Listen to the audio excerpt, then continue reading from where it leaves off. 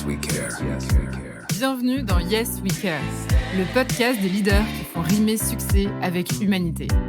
Je m'appelle Faustine Durier et j'ai une conviction, l'entreprise de demain est celle qui valorise l'intelligence du cœur au même titre que la performance du chiffre. C'est ce qui m'a poussé à créer Humanside pour proposer des conférences et des formations qui mettent l'intelligence émotionnelle au service du management. Dans ce podcast, je vous emmène à la rencontre de dirigeants qui ont fait le pari du care. L'objectif, vous inspirer, vous donner envie de vous lancer et vous montrer par l'exemple que ce n'est pas parce que les choses sont difficiles que nous n'osons pas. C'est parce que nous n'osons pas qu'elles sont difficiles. Allez, c'est parti! Cet épisode a été rendu possible grâce à notre sponsor WeMind. WeMind, c'est une mutuelle 100% digitale qui va devenir votre meilleur allié pour prendre soin de vos employés. Comment ? D'abord en apportant les meilleures garanties pour vos salariés. La mutuelle rembourse au maximum autorisé par la sécurité sociale et elle inclut tous les besoins de santé spécifiques comme l'optique, le dentaire, même la médecine douce.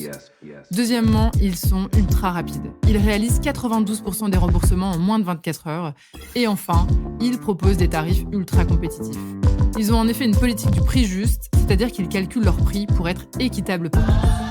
Moi, en tout cas, j'ai testé pour vous et mon équipe était absolument ravie. Ce qu'ils avaient adoré, en plus de tout ce que je viens de vous partager, c'est le comité d'entreprise qui est inclus dans l'offre WeMind.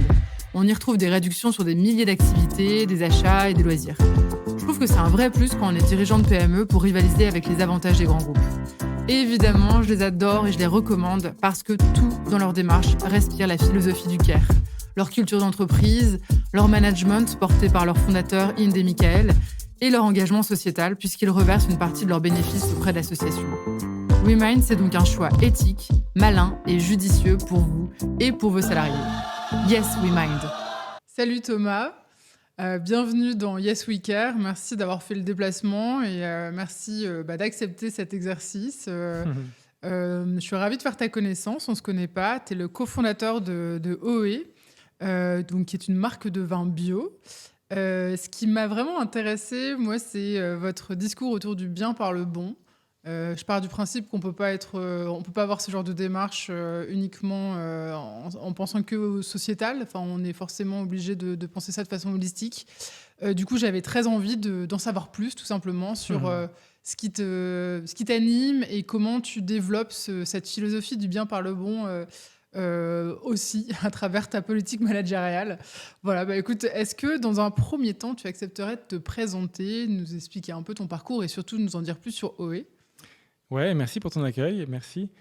Pour me présenter, je suis Thomas, je suis marié, papa de 4 petits-enfants. J'ai fait une école d'ingénieur, j'ai travaillé ensuite 6 ans chez L'Oréal, 1 an chez Danone, j'ai fait une formation avec Ticket for Change et HEC pour être entrepreneur du changement. Et à ce moment-là, je me suis dit, si moi qui me sens appelé à monter une entreprise d'impact, je ne le fais pas, franchement, qui le fera ? J'avais beaucoup de conditions réunies pour au moins essayer de lancer quelque chose. Et donc, j'ai tout quitté pour monter quelque chose. Et à ce moment-là, j'ai rencontré François-Xavier qui, lui, travaillait déjà dans le vin et voulait monter un projet dans le vin. Et on a très vite vu qu'on était très complémentaires, lui et moi. Et donc ça, c'était maintenant il y a 9 ans et on a monté OE il y a 8 ans. Ok.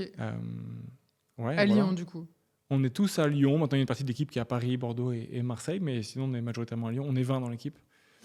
Et un mot sur OE. OE, c'est pour œnologie. Et OE, parce que OE, on va être une boîte qui bouge les lignes dans l'univers du vin. On est parti d'un premier constat que la vigne, c'est 4% de l'agriculture, mais c'est 20% des pesticides. Le raisin, c'est le fruit le plus pesticidé. Et on voit que c'est possible de faire autrement.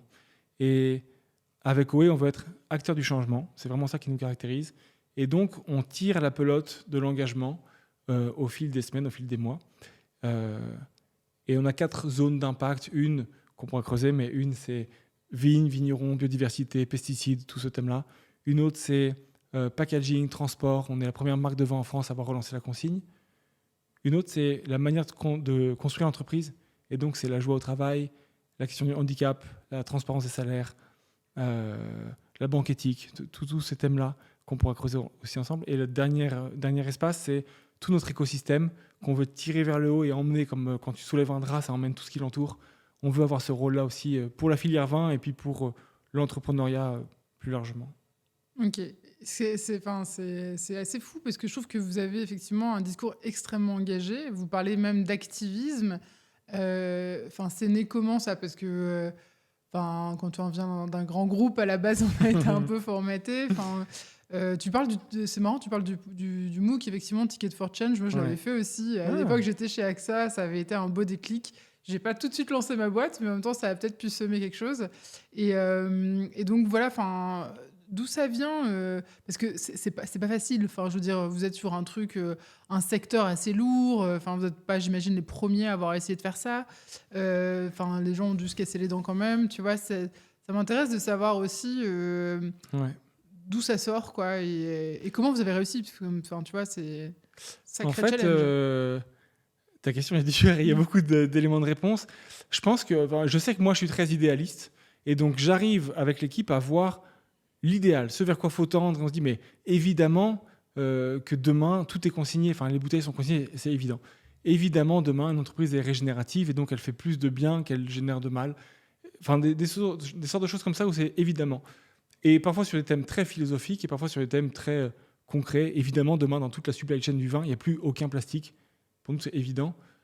On n'y est pas. Et donc, du coup, comment on y tend ? Et donc, on prend chacun de ces sujets-là et on voit comment on les travaille. Et tu vois, avant de monter à OE, j'ai rencontré une personne en fin de vie qui me dit je ne regrette pas le mal que j'ai fait, mais je regrette le bien que je n'ai pas fait. Et vraiment, ça m'a marqué en perso. Mais je me suis dit, ça veut dire quoi pour l'entreprise ?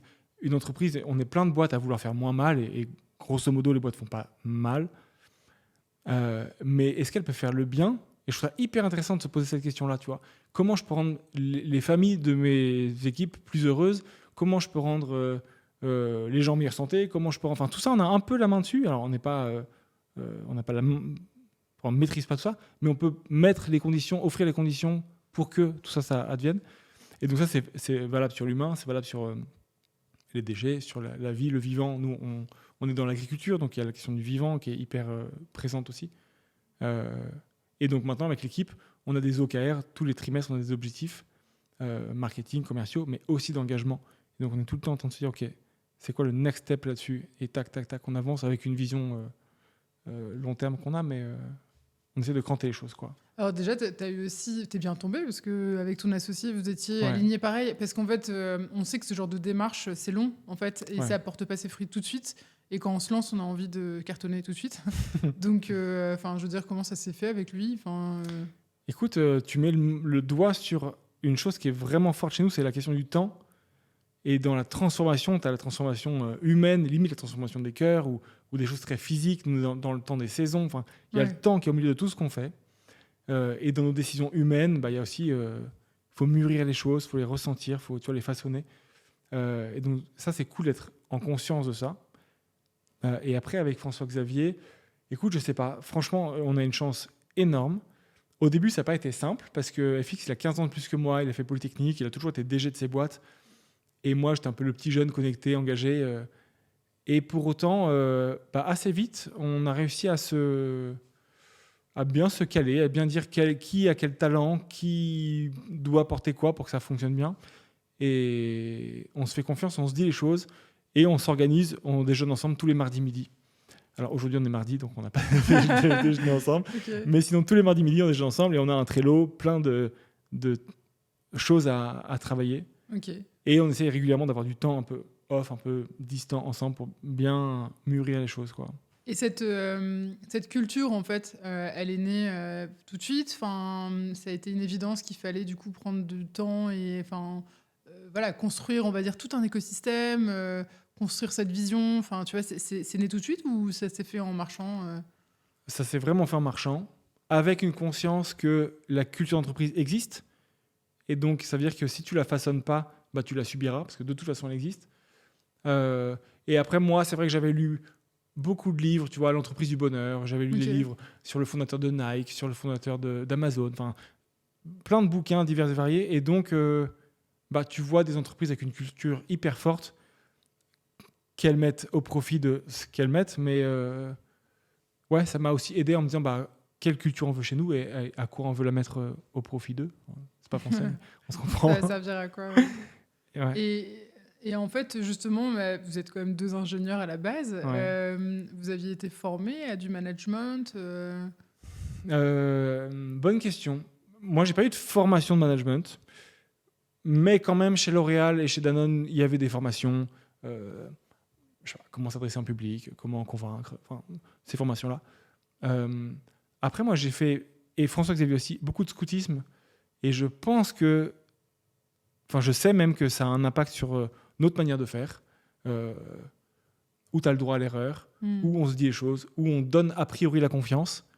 Après, tu la saisis ou pas, mais a priori, on te donne confiance, quoi. Plein de petites choses comme ça qui Ouais, mises t'as des bout à valeurs, bout une ont forme de beaucoup philosophie qui est assez alignée avec... Ouais, voilà. Et on partage, et on fait des erreurs, et on se pose la question, mais est-ce que...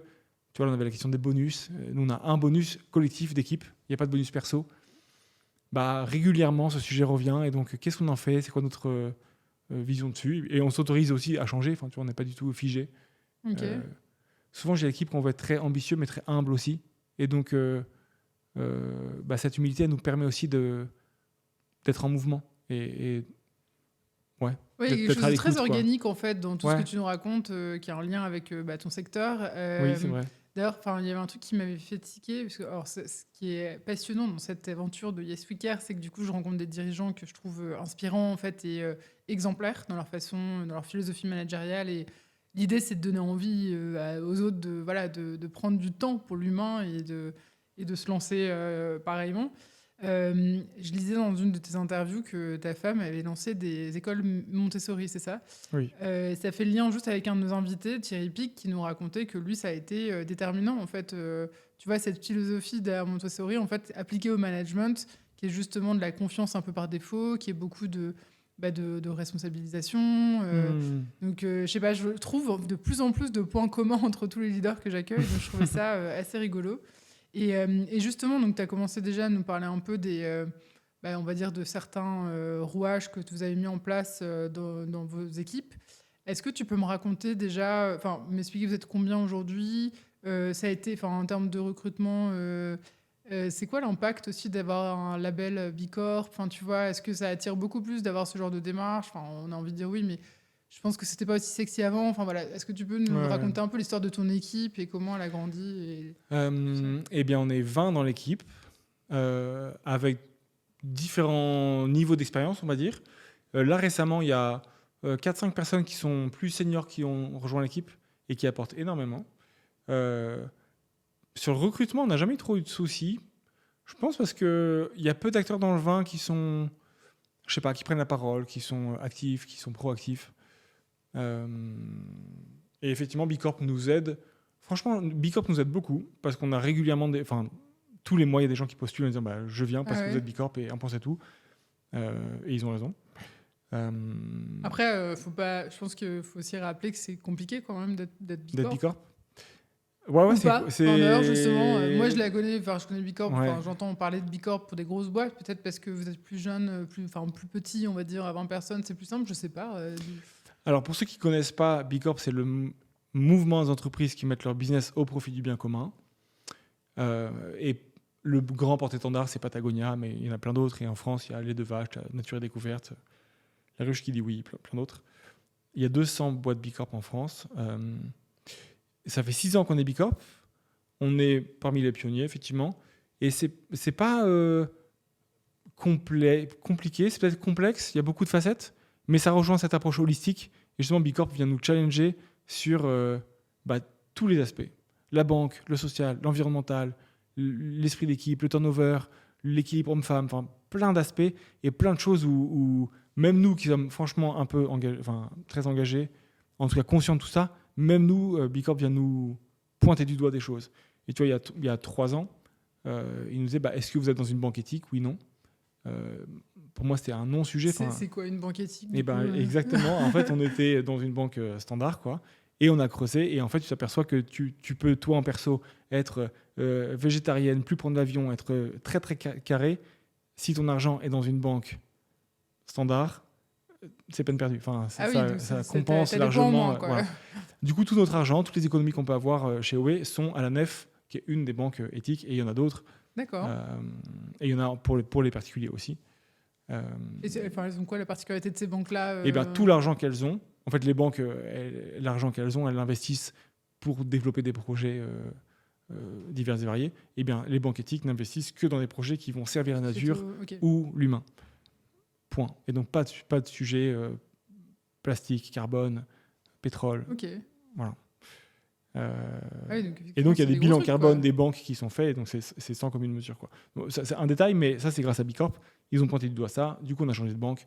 Et boum. Et donc, pour revenir au recrutement, oui, être Bicorp nous aide, mais je pense que c'est aussi le fait qu'on prenne la parole, le fait qu'on a quand même une certaine joie dans l'équipe qui se retranscrit dans nos différentes prises de parole, notre communication, dans qui on est. Et donc, les gens le voient. Et aussi, on joue le jeu d'être dans les écoles. On essaye vraiment d'évangéliser sur nos thèmes, y compris dans certaines écoles. Et donc, certainement que les élèves. Oui, parce que vous êtes le une jeune pousse, une jeune pousse d'ailleurs, 8 ans, plus tant que ça. Semi-jeune. Mais vous n'êtes pas non plus une start-up en fait, vous n'êtes pas dans la tech, vous avez quand même pas mal de concurrence aussi, quoi. Je veux dire, peut-être que vous n'êtes pas gonflé à. Vous avez fait des levées de fonds ou... On a fait 2 levées de fonds et on a de la concurrence. Mais peut-être un des points, c'est que dans notre communication, on ne vend pas du vin, on vend l'engagement au travers du vin.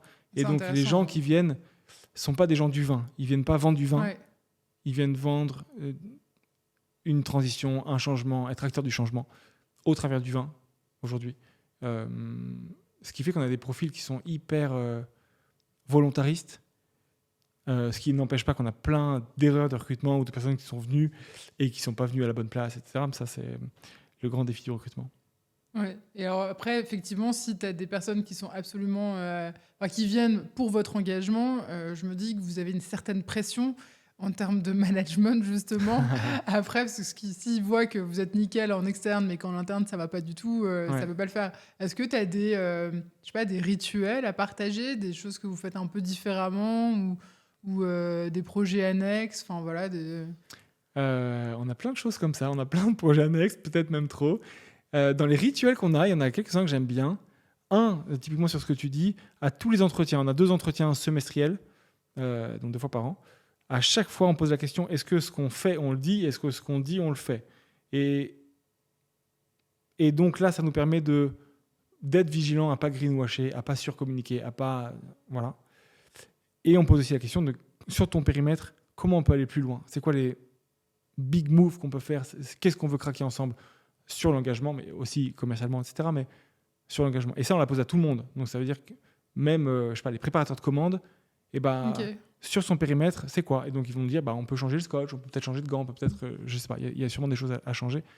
Et ce qui fait que on est 20 dans l'équipe et les 20 travaillent nos thèmes de cohérence, quoi. Sur l'environnement et aussi sur l'humain. Tu vois, on a Sonia qui coordonne les préparateurs de commandes. On a Fabrice qui a un handicap qui est là. Sonia, elle s'est formée à ça, au handicap. Comment mieux accueillir Fabrice? Quel cadre on peut lui donner? Comment on peut... C'est super soso, c'est ça? C'est quoi, pardon? Super soso. C'est super soso. dans vos communications. Exactement. Pardon, on embrasse. Et ça, je trouve ça passionnant, quoi. Tu vois? Oui, non, mais en fait, c'est ça qui... Et justement, il n'y a pas des projets nouveaux qui sont apparus parce que vous leur avez laissé la possibilité de se lancer dans des choses qui leur tenaient à cœur, mais qui restaient quand même alignées avec vos valeurs. Typiquement, Sonia, c'est un bel exemple. Quand elle est arrivée, on n'était pas encore en full zéro déchet, on était au début de la consigne, etc. Et elle, Sonia, c'est carré sur le déchet. Okay. Et en fait, elle nous a dit, ce scotch, ces gants, ce truc, ce machin, ça dégage, ça change. Et on lui dit, vas-y, fais à volonté, tu fais... Je pense que c'est ça qui est aussi trop génial, c'est que tu donnes la possibilité aux gens de le faire et ils s'en emparent beaucoup plus facilement. Quoi. Et ce qui fait que les choses sont ancrées dans le petit détail, parce que c'est vraiment dans les fins fonds. Tu vois, on vire des plastiques entre notre imprimeur et l'embouteilleur. C'est des plastiques que personne ne voit. En soi, ils sont minus, ça ne change pas la donne. Pour autant, l'imprimeur, tous ces plastiques, pour tous ses clients, il les a virés. Et donc, on a, pour nous, un micro-impact, mais c'est un impact un peu sur la filière. Voilà, c'est un petit exemple, hein, mais tu vois, même dans des choses un peu invisibles, on essaie de resserrer, quoi. Mais je trouve intéressant, j'ai l'impression que ce qui ressort aussi beaucoup, c'est effectivement cette idée d'écosystème que vous avez. Alors j'ai lu que malheureusement, vous aviez lancé un bar en fait qui ferme là, mais bon, tant mieux, ça veut dire que vous êtes en test and learn et qu'il ne faut pas continuer un truc qui ne marche pas. Mais je trouvais ça intéressant. Enfin, tu peux peut-être nous en dire plus justement. Ouais.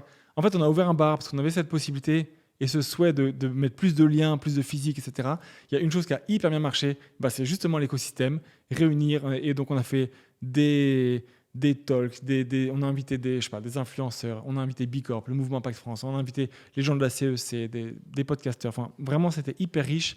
Et toute l'idée, c'était de réunir l'écosystème. Et nous, on croit, et moi, je crois que si on veut renverser la table, ce ne sera pas nous, OE, ou un autre acteur, ou encore un autre, mais c'est tous ensemble.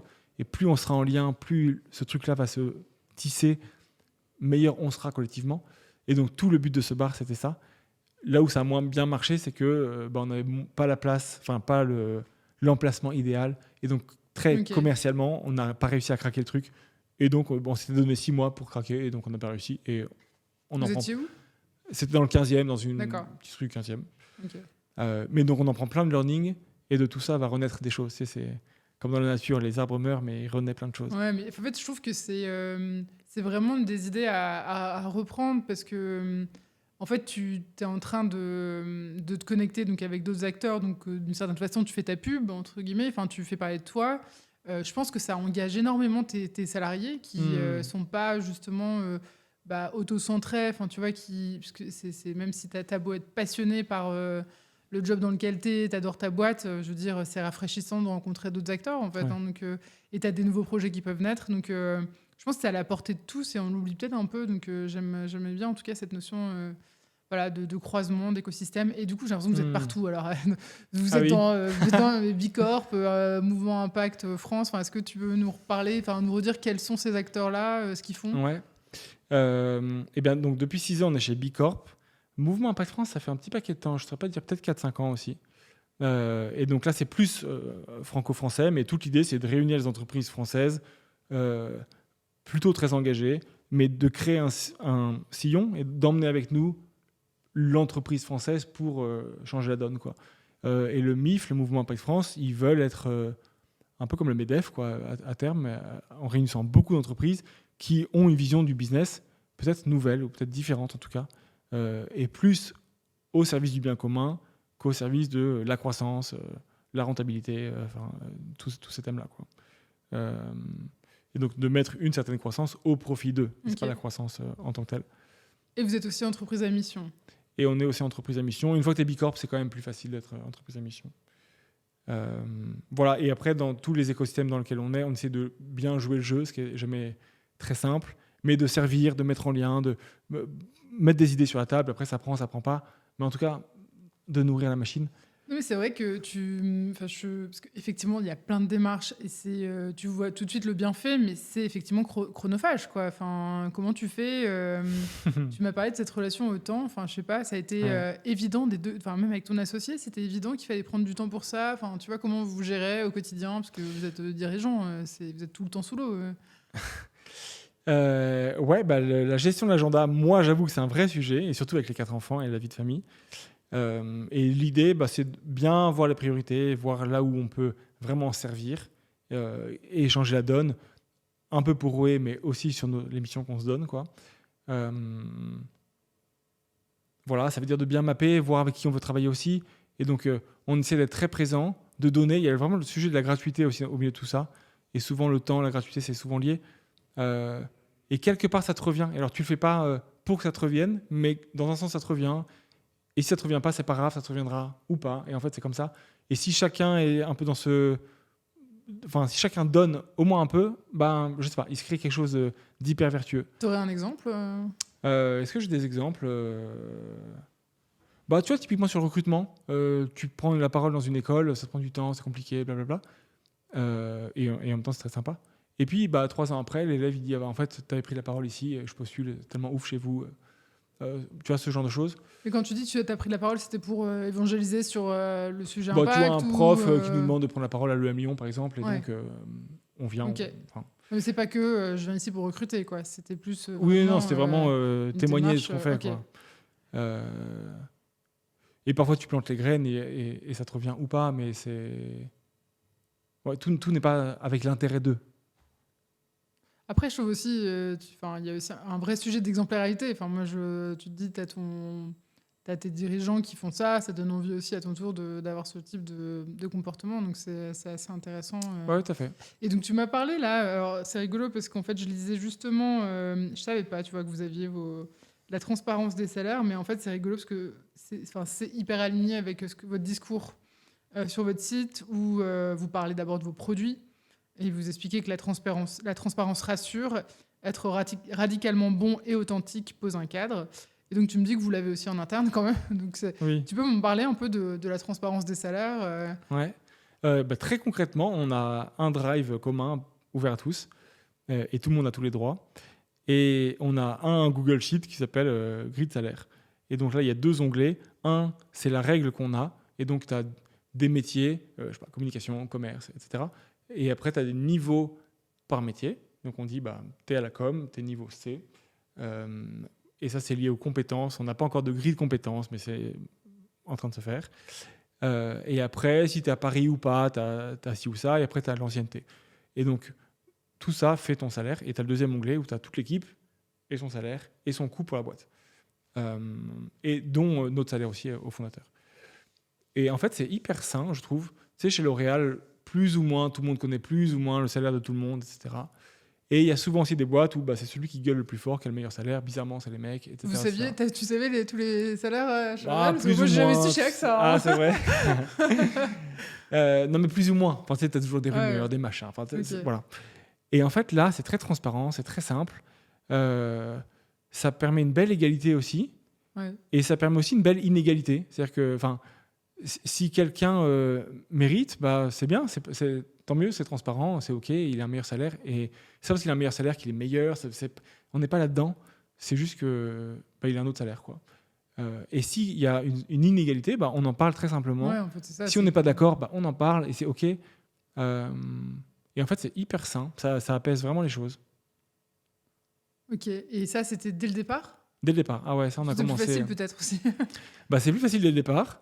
Et là, tu vois, les gens qui viennent, c'est vrai qu'au début, dans les premiers jours, ils ont accès à tout et donc ils regardent la grille de salaire.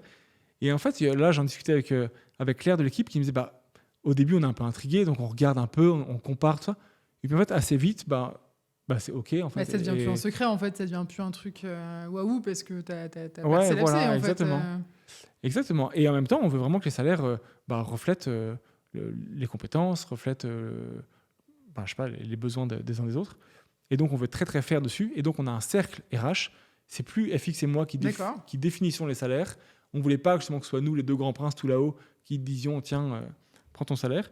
Mais on a un cercle RH. Donc, si quelqu'un considère que son salaire ou le salaire de quelqu'un de son équipe doit évoluer, on le soumet au cercle RH qui fait son travail, tout un petit process, et qui décide, oui, non, si la boîte est en mesure de le faire et si ça a du sens et tout ça. D'accord, donc parce que vous n'avez pas de RH officiellement, Non. c'est un cercle des RH qui est composé de volontaires. Eh bien, qui est composé, on a mis une règle pour que les gens élisent, donc on a fait une élection sans candidat, et donc on a dit, on voudrait quelqu'un qui porte la casquette finance, quelqu'un qui porte...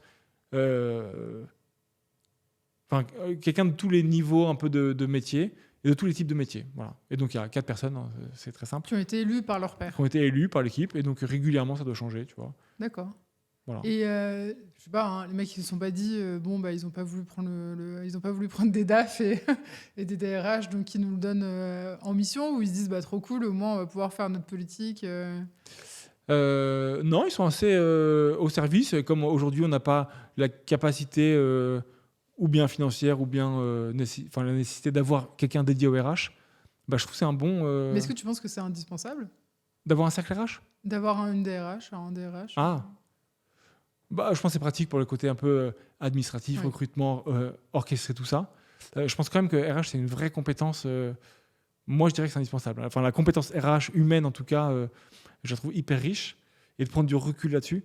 Et prendre soin des gens aussi, veiller à ça, même si ça doit être porté par toute l'équipe. Mais quand même, je pense que ça s'anime intelligemment. Après, sur la question des salaires, en tout cas, chez nous, ça fonctionne bien. Et les gens prennent leur rôle à cœur. Ok. Ouais. Trop chouette. Bravo, parce que c'est jamais évident dès qu'on parle de rémunération dans les entreprises. Mais justement, c'est une vraie force. Pardon, je te coupe, mais Ouais, c'est du coup une vraie force parce que les moments où on doit être un peu agile et on doit parler, ou bien une personne doit partir, ou bien il faut recruter, ou bien et ben en fait, on peut très simplement parler. On dit, OK, toi, ton salaire, c'est ça, donc le coût pour la boîte, c'est ça. Donc, c'est-à-dire que l'objectif faut qu'on se mette, c'est celui-là. Et en fait, on en parle très librement. Ouais.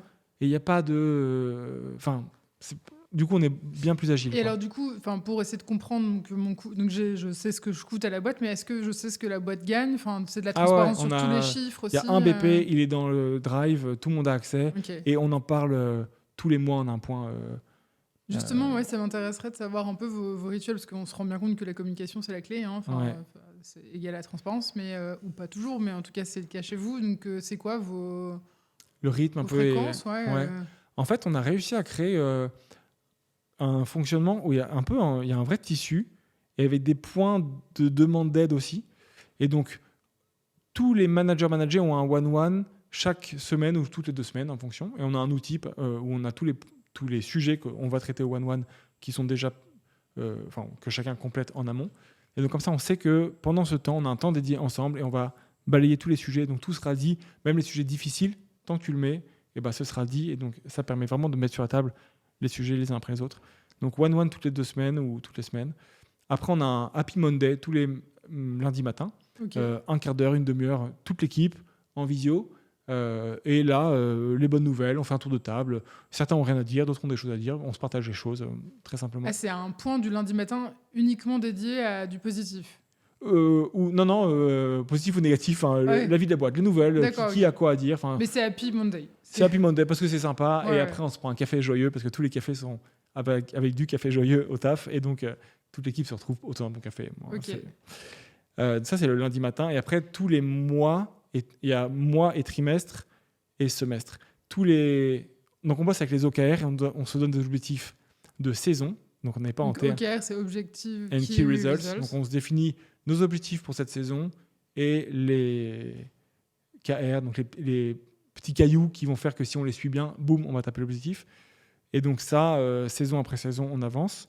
Et tous les mois, on fait un point, donc une review de tous nos objectifs. Et donc chacun de l'équipe présente très simplement où est-ce qu'il en est, sur quoi il a besoin d'aide, sur quoi il bloque, etc. Et après, semestriellement, on a les points... Donc, juste sur le trimestre, tu as tous tes collaborateurs, enfin tout le monde qui partage à la fin où j'en suis. Oui, exact. Alors, d'une par grande, équipe, c'est par réuni équipe, par ok. grand pôle, quoi. Mais oui, voilà. Et donc, on fait la review de tous les objectifs. Et donc, chacun dit où est-ce qu'il en est. Et aussi sur quoi il a besoin d'aide, c'est quoi la résonance pour les autres, etc. Voilà, j'ai craqué ça, maintenant on peut le communiquer, enfin, Ok. tu vois, ce genre de choses.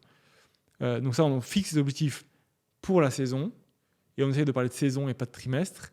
Et chaque mois, on revoit tout ça. Et après, en plus de ça, on a un point plus perso semestriel avec manager et manager du manager. D'accord, ok. Donc, c'est quand même vachement structuré. Hein. Et, Ouais. Est-ce que dans les OKR, vous avez intégré des dimensions un peu perso ou un peu fun, vu que vous avez, tu vois, ou un peu perso, ouais, voilà, Non, ils sont très opérationnel. opérationnels et engagement, market commerce, tout ça. Et après, le perso, on en parle plus. On a une soirée d'équipe par mois où il y a un Ok. peu de ça. À chaque soirée d'équipe, on a une tradition, c'est que chacun trinque pour quelque chose de différent. Et donc, voilà, c'est un peu. J'avoue que ça, c'est forcément joyeux avec du vin. aussi, exactement. C'est aussi propice. Voilà. Un autre point aussi que je t'ai pas dit, c'est que chaque vendredi après-midi, chacun fait un update. Et donc, on a un template qu'on remplit avec qu'est-ce que j'ai fait cette semaine. Enfin, c'est quoi mes prios cette semaine. C'est quoi mes prios de la semaine prochaine. D'accord, Est-ce que j'ai besoin d'aide et comment je vais. Donc, tu as un peu de perso là. ok. Tu vois. Et donc, là, ton référent, il voit si tu as besoin d'aide, tout de suite, tu peux réagir. Et en fait, ce qu'on a essayé de mettre en place, c'est aussi plein de points de contact où si tu as besoin d'aide, tu peux dire. Donc, tu as ton one-one. Si tu as un problème, tu peux tout de suite le dire à quelqu'un. Tu as cet update, tu peux l'écrire. Tu as les points semestriels, etc., etc. Ce qui fait que dès que tu as un sujet ou dès qu'il y a un sujet qui émerge, boum, on peut le mettre sur la table. Et donc, on va hyper vite aussi là-dessus. Ok. Tu vois, on n'attend pas que les gens soient KO pour voir qu'il y a un souci. Ça, c'est vraiment sous-entend- bien. Alors, j'ai l'impression que ça a été vachement pensé aussi avec une culture, avec une entreprise qui est en mode hybride. Enfin, parce Hybride, que vous télétravail, Ouais, télétravail. ouais. Parce que c'est très rédactionnel. Enfin, Pour le coup, on le faisait sans être ultra télétravail. Maintenant, on l'est plus. Et ça marchait bien avant, ça marche bien maintenant aussi. ok. Mais aussi parce que vous avez des équipes partout, tu disais, pas que à Lyon. Oui.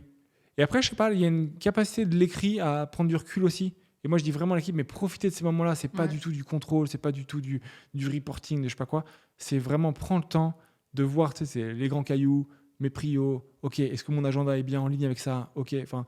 Et du coup, tu pars en week-end, tu es serein, tu sens que tu as rangé ta table, c'est ok. Et je vois que tes managers, ils ont donc, du coup beaucoup, enfin ils sont très impliqués, enfin on leur demande pas mal de choses. Ouais. Comment tu gères du coup cette balance opérationnelle relationnelle de leur côté ils sont combien déjà sur les 20 À être manager, Ouais. je te donnerai un mauvais chiffre, mais je pense que c'est 6. Ok, donc déjà c'est pas mal. Ouais. En fait, je sais pas, on en parle très simplement. Et moi, j'aime bien me poser la question aussi de est-ce que ce rythme-là te va? Est-ce que. Veille à ta famille, veille à. Tu vois, ces sujets-là existent. Après, je ne suis pas leur père, etc. Pour autant, j'aime bien mettre ces sujets-là sur la table et ils existent. Et dire la fatigue, ça existe, la joie, ça existe. Et on peut en parler. Et donc, comment tu gères ta fatigue vu le salon que tu as fait là-bas et machin et tout ça? Comment tu le gères, quoi? Et de quoi tu as besoin? Est-ce que tu as besoin d'un break ou pas? Ouais, j'ai l'impression qu'il y a une vraie attention. Tu vois, Ouais. Déjà, ça se prouve avec effectivement ces rituels-là, ces process que vous avez mis en place. Et est-ce que vous-même, vous le faites? C'est quoi, vous C'est faites ce que je dis, pas ce que je fais. Pour moi, j'avoue que c'est un vrai défi de savoir où je me ressource et de prendre trouver l'espace pour me ressourcer. Et scinder entre les ultra prios de la boîte et moi, mon équilibre à moi, etc. Et après, j'essaye moi, et je sais, Fix le fait aussi, de dire à l'équipe, là, en ce moment, je suis pas en danger, mais j'ai ce sujet-là qui me prend pas mal la tête et tout ça. Tu vois, on a eu un décès dans ma famille très récemment. J'ai dit à l'équipe, là, en ce moment, c'était très proche. Je suis un peu dans le brouillard, donc voilà. Ouais, ça explique aussi comment je suis. Et en fait, ça ne veut pas dire de tout mélanger pro-perso, mais ça veut dire de quand même mettre en conscience des sujets très humains qui existent, sans forcément en parler tout le temps, machin. Ouais, bien sûr. Et du coup, on peut les façonner. Très humain, quoi. Les respecter, quoi. Ouais, exactement. Ouais, je vois très bien. Est-ce que tu aurais une action de management qui pouvait sembler un peu insignifiante, comme ça, mais qui a eu un impact énorme sur ton équipe? J'ai l'impression qu'il y a plein de choses comme ça, petites, mais qui ont de bons impacts. Et de management. Tu vois, je dirais 2 choses. Je dirais, il y a un gars de l'équipe qui a fait une erreur récemment, un peu grave. Et en fait, Fix l'a pris, il s'est posé avec lui, et il lui a dit, en fait, tu as le droit de faire des erreurs. C'est OK. Juste, voilà les conséquences pour la boîte, voilà ce que ça veut dire. Et donc, sur ce périmètre-là que tu peux corriger, corrige. Et puis, sur le reste, juste on te fait confiance, et puis voilà. Et en fait, l'équipe attendait un peu qu'on soit méchant, qu'on soit dur, que je sais pas. Parce que ça a pénalisé beaucoup de gens. Ouais, voilà. En tout cas, c'était pas du tout la culture de la boîte, quoi. Et en fait, j'ai halluciné de voir comment FX l'a géré et ce fait de dire qu'on a le droit à l'erreur. Et on fait des erreurs, et parfois involontairement, parfois un peu volontairement, mais on sait jamais trop. Et je trouve ça hyper beau. Et je pense que ça fait vraiment grandir et la personne en question et le reste de l'équipe qui voit ça. Tu sais, nous, on a souvent ce sujet de gentillesse, méchanceté. Et donc, on est une entreprise à impact, et donc on est bon, et donc on est gentil, bienveillant, mou, bisounours. Tu peux vite tomber dans ce truc-là. Et je leur dis souvent, mais il faut être hargneux, il faut être nerveux, mais avec le smile et avec beaucoup de respect. Et ça marche aussi très bien. Mais donc, tu as le droit à l'erreur, et donc ça, c'était un sujet. C'est vraiment l'idée du podcast aussi, de montrer que tu peux être bien, bon et successful, en fait, aussi, et performant. Tout à fait, carrément. C'est pas effectivement mou, forcément. Ouais, exactement. Et peut-être une autre chose, c'est vraiment avec la question du handicap, où on a eu des moments hyper joyeux et hallucinamment beaux, mais tellement touchants, et en même temps des moments hyper durs. Et donc, il y a un moment, il y a une personne de l'équipe où on a dû appeler le SAMU pour qu'ils viennent en prendre soin de ça. Enfin, c'était un peu en mode dur, quoi. Et l'équipe a halluciné de voir à quel point on prenait soin, à quel point l'engagement qu'on prenait de prendre en interne des personnes avec un handicap un peu dur à quel point ça nous affectait et à quel point nous tous on était responsables de ça aussi, et on rendait possible des conditions qui parfois sont dures, mais qui aussi sont hyper belles pour ces personnes-là, quoi. Et du coup, le métier qu'on a ou notre quotidien, il est aussi au service de ces gens-là, et je trouve ça hyper beau. Ça retourne le truc, quoi, tu vois. Ouais. Et ça, je pense que c'est quelque chose de très gratuit, très, tu sais, t'as la pauvreté, enfin, ou la vulnérabilité qui est là avec nous tous les midis, et de manière très simple, quoi. Et en fait, ça change ton quotidien, et je trouve ça vraiment magnifique. Mais j'avoue que ça m'avait vachement touchée aussi dans, je sais pas, dans une de tes interviews, t'en parlais. Et alors, j'avoue que moi, j'ai jamais travaillé avec une personne en situation de handicap jusque-là. J'en ai même jamais vu dans mes entreprises. Enfin, je parle, bon, la mienne, j'avais pas beaucoup de monde, mais effectivement, j'aurais pu, hein, mais même chez AXA, etc., je réfléchis, mais c'est fou comme ça doit apporter de l'humanité. Enfin, c'est con, mais... Ah, mais vraiment. Mais comme tu dis, en fait, ça te rappelle de prendre soin à l'autre. C'est comme si les masques allaient un peu tomber aussi, de dire non, mais... Ouais. Enfin, là, la personne en face met pas de masque, donc alors, j'ai pas envie d'en faire un argument d'esprit collectif, tu vois, mais voilà, je trouve que c'était important de le rappeler, en fait. Oui, et puis pour certaines personnes, c'est un vrai handicap dur, quoi. Mais ça nous rappelle aussi qu'on a tous des faiblesses, des vulnérabilités, des moments de difficulté. Et tout ça, ça existe, c'est possible. On n'est pas obligé d'avoir une façade, un costume, etc. Et donc ça apporte énormément, vraiment. Mais il n'y a pas une semaine où on n'a pas des petites choses comme ça, on se dit, ah, mais c'est génial, mais c'est tellement génial, quoi. Trop cool. Ouais. Et est-ce que tu aurais une décision aussi que tu as pu prendre avec le cœur, qui a peut-être pu surprendre beaucoup de monde et qui a eu un impact peut-être inespéré, ou alors pas le bon impact, mais juste qui n'était pas forcément rationnel, quoi. Je pense à une chose comme ça. En fait, il y en a beaucoup. Et moi, je crois beaucoup à l'intuition. Et tu vois, mes 2 plus grandes erreurs, c'est des erreurs où j'avais l'intuition qu'il fallait pas le faire. Et j'ai fait confiance et j'aurais dû écouter l'intuition. Mais là, c'est pas tant les erreurs, c'est plutôt les bonnes choses. Qu'est-ce que je dirais ? Ouais, je dirais un jour très bête, mais un gars de l'équipe me dit Tom, tel client nous a payé 2 fois. Qu'est-ce qu'on fait ? Et un client avec qui on n'a pas un lien hallucinant, etc. Tu vois. Et que s'il nous payait 2 fois, ça ne lui changerait pas grand-chose. Et ben je dis direct, je dis mais on est fair play, on est honnête, quoi. Et donc pas de débat, et donc on rembourse, on fait le truc bien, enfin évidemment. Et donc je sais pas, je trouve qu'une belle honnêteté, alors ça l'a pas choqué parce que c'est vraiment la culture de la maison, et en même temps il s'est dit on aurait pu faire autrement. Mais donc à chaque fois on essaie d'être ultra honnête.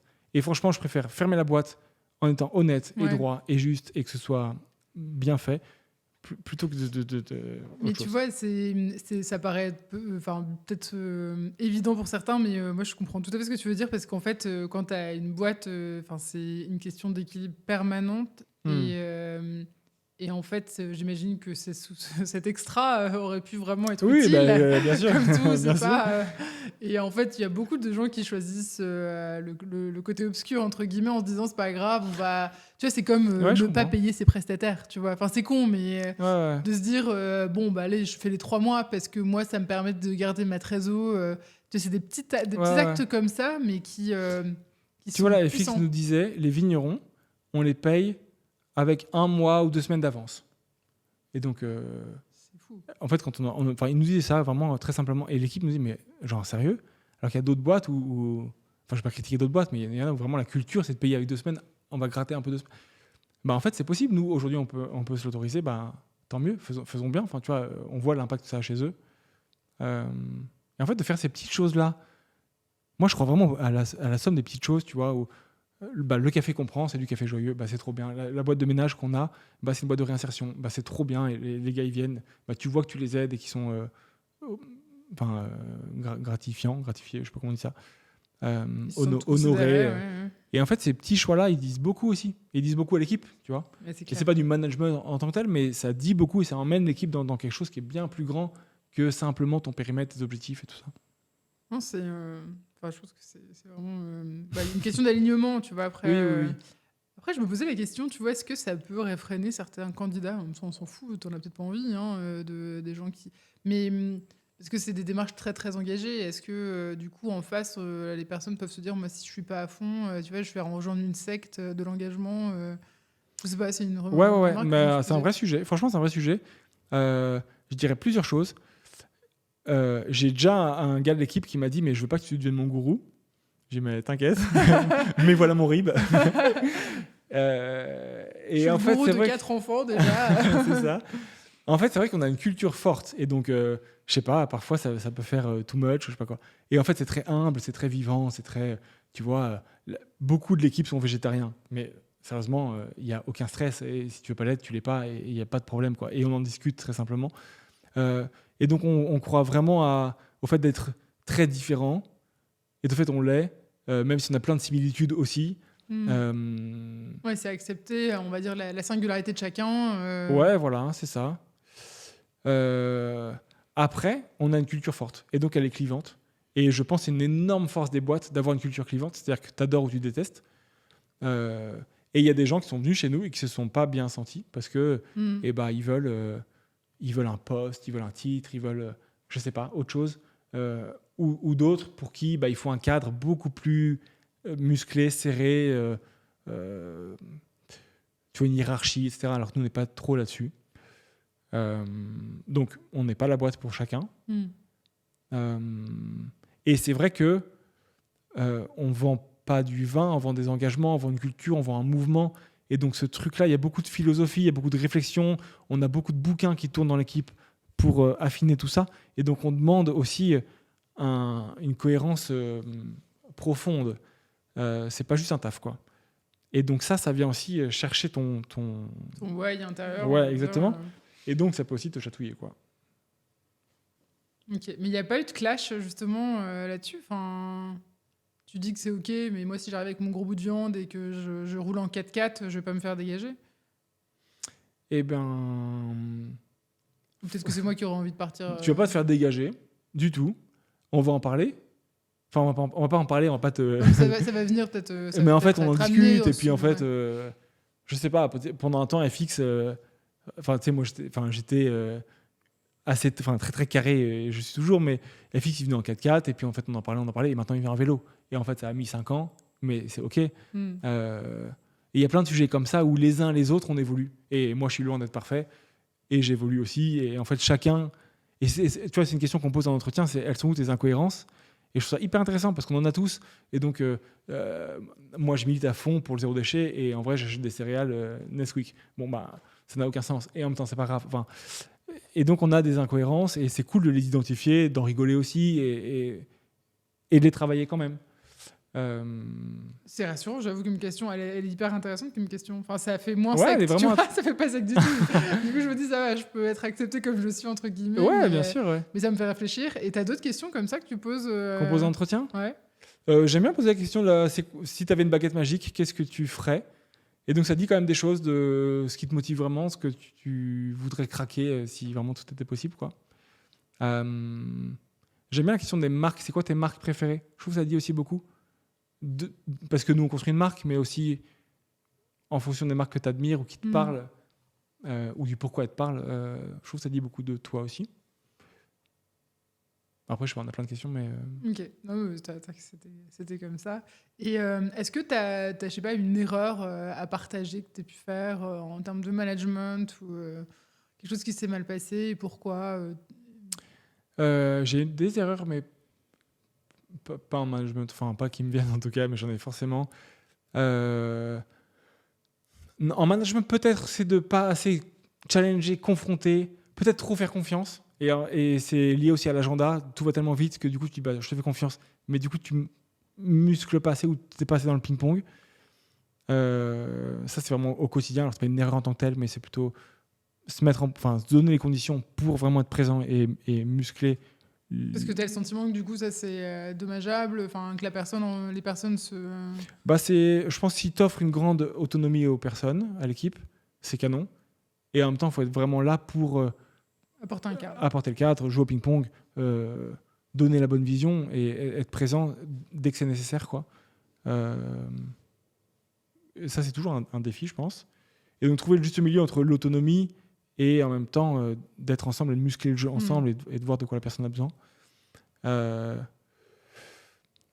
Peut-être ce sujet qui est toujours dur, mais de subsidiarité, c'est de faire en sorte que les décisions soient prises au plus près de là où elles sont impliquées. Et en même temps, quand toi, tu as ta vision, tu as toute cette cohérence sur laquelle tu veilles, eh bien, c'est dur de laisser l'autonomie et la décision dans un lieu ou à une personne, alors que toi, tu penses savoir, tu vas trouver une forme de lâcher prise et en même temps laisser exactement. l'appropriation. En fait, exactement. Et donc, ce sera fait différemment. Ça, c'est toujours hyper dur. Et en même temps, je pense que c'est nécessaire. Ce qui demande aussi au reste de l'équipe de se dire, je prends des décisions, mais demain, elles peuvent peut-être bouger parce qu'on a peut-être différemment ou mieux, etc. Et après, quand tu me dis mes erreurs, c'est vraiment ce truc de prendre des décisions en faisant trop confiance sans suivre mon intuition. Et ça, franchement, je le ferai plus. Ok. Et tu vois, il fallait prendre un prestataire pour faire une com sur OE. Et en fait, je sentais que le gars ne comprenait pas ce qu'on faisait. Mais il m'a été surrecommandé par des personnes à qui j'ai vraiment confiance. Et donc, on s'est dit, OK, on y va. Et en fait, on a arrêté en plein milieu parce que ça ne marchait pas. Enfin, on ne se comprenait pas, quoi. Tu vois. Et au tout début de la boîte, moi, j'étais encore jeune entrepreneur. Enfin, j'apprenais ce métier fabuleux d'entrepreneur. J'ai des personnes qui, pareil, j'avais vraiment confiance, qui m'ont dit, mais non, mais Tom, il faut absolument que tu fasses comme ça. C'est comme ça que ça marche, machin. Mais j'ai l'intuition inverse, mais OK. Et donc là, on a perdu, à mes yeux, beaucoup de temps en faisant quelque chose qui n'était pas... sur lequel après, on est revenu. Bon, mais c'est l'apprentissage. Ouais, et si tu avais une leçon à apporter justement à quelqu'un qui se lance, qui aimerait bien faire une boîte justement pour le bien, un conseil plus qu'une leçon, tu vois. Ouais, déjà, c'est de mettre de la joie dans ce qu'il fait. Je trouve qu'il y a un truc de la joie qui est une sorte de non-sujet en entreprise, mais qui, je pense, renverse des montagnes, quoi. De trouver de la joie et je sais pas, il y a quelque chose de très mûrir, tu vois. Tu mûris, t'avances, et t'avances, et t'avances. On dira toujours, il faut pas lâcher, machin. Mais, tu vois, d'identifier les sujets que tu as envie de craquer, et tu les craques, petit à petit. Tu poses la question, tu demandes de l'aide, tu poses sur LinkedIn, les gars, j'ai besoin de ça, j'arrive pas à trouver la solution, aidez-moi. Tu auras 20 réponses, 30 réponses, grosso modo, il y a des réponses pour beaucoup de sujets. Et donc, où il y a plein de gens qui ont détricoté les sujets. Et donc, si tu demandes de l'aide, tu l'auras. Et donc, si tu mets de la joie, de la simplicité dans ce que tu fais et une grosse ambition, je sais pas, je pense que tu peux vraiment... En tout cas, nous, c'est comme ça qu'on avance. Et j'en vois les fruits, donc... Trop chouette. Tu aurais un livre à recommander ? Un livre qui t'a un peu marqué, justement, au moment de la création de ton entreprise Franchement, j'en ai beaucoup. J'ai Entrepreneur malgré moi d'Yvon Chouinard, fondateur de Patagonia. Il n'avait pas dit, c'est pas Let My People Go Surfing. Ouais, c'est celui-là. Ouais, okay. Tout à fait. Moi, un livre qui m'a marqué, c'est L'entreprise du bonheur de Tony Ish. Ouais. Qui moi, m'a fait tilt aussi, tu vois, en se disant, en fait, une entreprise peut rendre heureux. Alors, c'est bizarre dit comme ça, mais pour autant, il y a quelque chose de tout ça. Et après, je sais pas, j'aime bien ce bouquin, on lit dans l'équipe L'obsession du service client, d'un des fondateurs de Captain Train, dans la relation client, passionnant. Il y a une BD qu'on est en train de lire sur les nouveaux modèles économiques,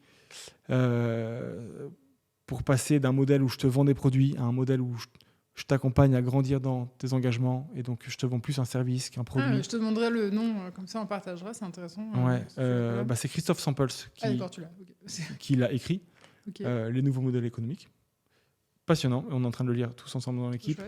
Et il y a peut-être de Lalou, Reinventing Organizations, hyper intéressant, et qui dit pas voilà l'entreprise que vous devez construire, mais qui donne de la conscience sur les schémas d'entreprise. Et donc, en ayant conscience de tout ça, on peut façonner avec l'équipe qu'on a, avec la maturité qu'on a. Passionnant aussi. Ouais, donc tu t'es quand même fait une bonne petite, une bonne petite culture, on va dire, organisationnelle pour pouvoir créer ça, quoi. Je veux dire. C'est vrai. Et surtout, on les lit en équipe, et donc après on confronte, on dit souviens-toi. Vous avez un club de lecture ou on ne bosse pas en fait, on bouquine. Non, mais c'est vrai que je demande à l'équipe de lire ça, et dans onboarding process, on a des lectures, des podcasts, des vidéos qu'on partage. J'espère que tu leur partageras ce podcast. Et on a un truc, c'est que j'ai une bonne pratique que j'aime bien chez nous. On a un channel sur notre Slack qui s'appelle Liste de lecture. Ok. Et donc là, tout le monde poste, tout le temps, un article, un podcast, une vidéo, une photo, quelque chose. Et donc, on nourrit la culture, que ce soit la culture du marché, la culture du vin, la culture de l'impact. Et ça, je trouve ça vraiment passionnant, tout le temps en apprentissage. Trop cool. Ouais. Hyper intéressant. Il y a cette idée de nourrir quand même à chaque fois, tu Ouais. vois, c'est qui est rigolo. 2 dernières questions que je pose souvent. Hein. Donc la première, c'est si tu avais une affiche, on va dire, avec une devise de ta philosophie entrepreneuriale / managériale, qu'est-ce qu'elle dirait, cette affiche? C'est une dure question. Mais je dirais ardent à faire le bien. C'est une phrase qu'on a dans notre... On a une presse un peu de welcome quand quelqu'un arrive dans l'équipe. Et on parle souvent de ce truc-là, d'être ardent à faire le bien. Et j'aime bien ça. Tu vois, C'est vif. T'es un peu nerveux, ouais. c'est positif. Ouais. Et c'est de se poser la question de qu'est-ce que j'ai dans les mains et comment je peux mettre au profit du bien commun. Et en fait, souvent, on s'aperçoit qu'on a de l'or dans les mains. On a un espace, on a du temps, on a des compétences, on a des ordis, on a tellement de choses. Et donc, juste d'observer ça et de se dire, OK, bah donc j'ai ça. Comment je peux mettre au profit du bien commun? Et en fait, rien que de se poser la question, bah, ça rend possible bien des choses, quoi. Et je trouve ça franchement génial. Canon. J'avoue que c'est intéressant. Je vois bien l'affiche là. Et dernière question. Ouais. Est-ce que tu as une personne qui existe encore, que tu connais, que tu Ouais. admires pour son leadership, pour son management, pour sa capacité à être ardent à faire le bien, justement, Ouais. et que je pourrais inviter du coup sur ce podcast-là? Et bah, je penserai à 2 personnes. Une, je pense à Adèle Gallet, qui est cofondatrice de Ticket for Change. Ah, mais c'est bien parce que je vous disais, j'ai pas encore eu de femme. Alors Ah bah merci. très bien, super. Adèle qui est absolument géniale, qui a une vraie belle vision de l'entrepreneuriat et des jeunes pousses aussi, Ok. et de servir différentes causes au travers de nos talents. Et moi, je dois beaucoup à Ticket for Change et donc à Adèle, qui a cofondé avec Mathieu Dardaillon Mhm. Ticket. Et après, je pense à Thomas Brezard aussi, qui est dirigeant de Norcis, qui est une boîte informatique, et en fait, qui est une des Bicorp aussi, et qui a écrit avec, je crois, son père, un livre sur la perma-entreprise. Et donc, l'idée, c'est comment on peut s'inspirer de la nature et de la permaculture pour l'adapter à un schéma d'entreprise. Et donc, ça veut dire quoi tout ça? Et je trouve ça passionnant parce qu'en fait, il y a tellement de similitudes entre la nature et l'entreprise, Mm. La circularité, la place de chacun, etc. Je trouve ça passionnant et donc, tu peux aussi inviter Thomas. Bah écoute, la bonne nouvelle, c'est que je l'invite. Alors, c'est pas Thomas, c'est son papa, je crois. Sylvain. Sylvain qui va Ouais. venir sur le podcast dans quelques semaines. Donc, Bah, trop bien. donc c'est parfait. Et juste, est-ce que tu aurais... quelle question t'aimerais que je leur pose à Adèle, du coup, et Sylvain? Ah. Je poserais, c'est quoi ta plus grande fierté ou tes plus grandes fiertés? Qu'est-ce qui te donne le plus de joie? Ouais. Ok, très Je trouve que chouette. c'est cool quand tu identifies bien ce qui te donne de la joie. Après, tu peux le nourrir et le travailler encore plus et emmener avec toi plein de gens. C'est un beau levier. Trop bien. Bah écoute, merci infiniment. Ouais, Thomas. merci. On va boire OE. On va être joyeux grâce à ça. En tout cas, c'était vraiment très, très chouette. On a appris plein de choses. Merci d'avoir partagé tout ce que tu fais, ce que vous faites avec OE. Et puis, plein de bonnes choses pour la suite. Alors. Merci pour ta confiance. Merci beaucoup. Merci. Salut. Merci pour votre écoute. Si ce podcast vous a plu, s'il vous plaît, laissez un avis sur iTunes et les autres plateformes d'écoute. Partagez cet épisode autour de vous et n'oubliez pas de vous abonner. Je vous dis à très vite dans un prochain épisode de Yes We Care, le podcast des dirigeants qui font rimer succès avec humanité.